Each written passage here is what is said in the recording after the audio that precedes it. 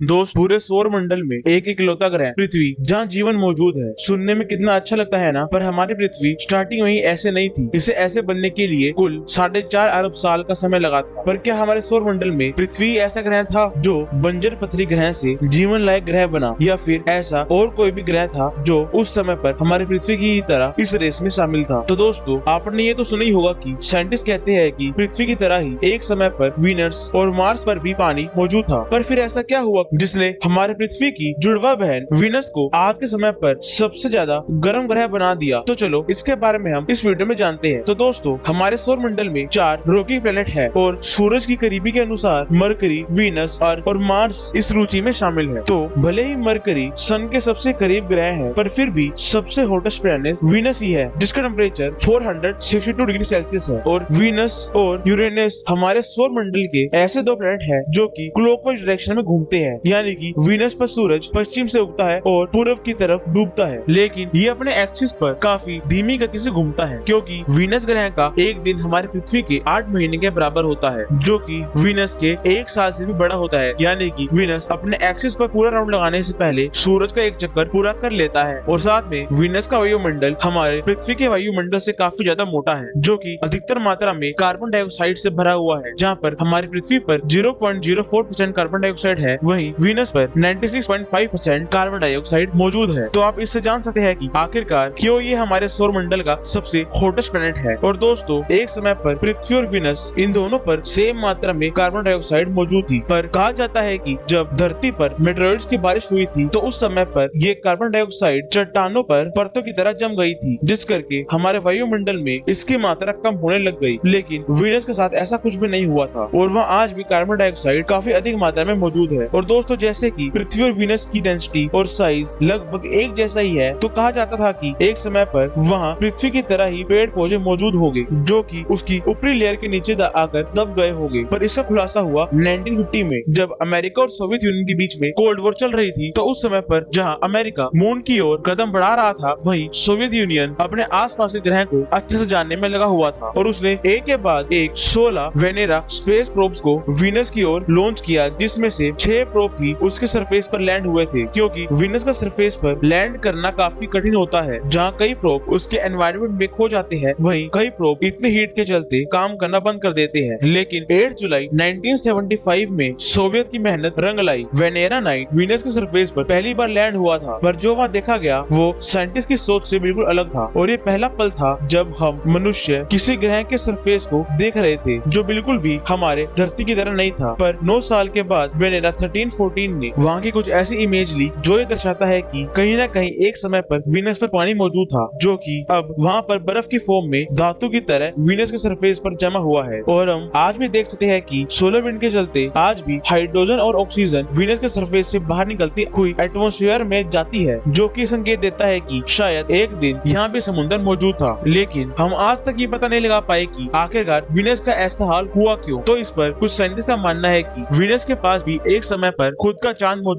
जो धीरे धीरे समय के साथ चलते चलते वीनस के साथ जाके टकरा गया, जिस करके वीनस अपोजिट डायरेक्शन में घूमने लग गया। और क्योंकि टकराव के चलते वीनस ने अपनी इलेक्ट्रिक मैग्नेटिक फील्ड को खो दिया था, तो बाकी बचा काम सन की तरफ से आने वाली सोलर विंड ने कर डाला, जिस करके उसके सरफेस पर मौजूद सारा पानी धीरे धीरे एटमॉस्फेयर में जाना शुरू हो गया और वीनस वीरान बनने लग गया। और बचा कुचा काम कार्बन डाइऑक्साइड ने कर दिया, यानी कि सन की हीट वीनस के एटमॉस्फेयर के अंदर तो आती थी, पर उसके अंदर से बाहर नहीं जाती, जिस करके वहाँ पर ग्लोबल वार्मिंग बनने लगी और वो इतना वीरान बन गया। तो दोस्तों, उम्मीद है कि आपको वीडियो इन्फॉर्मेटिव लगी होगी। तो दोस्तों, इसके लिए वीडियो को लाइक करना और चैनल को सब्सक्राइब करना। तो हम मिलते हैं नेक्स्ट वीडियो में, तब तक के लिए जय हिंद, जय भारत।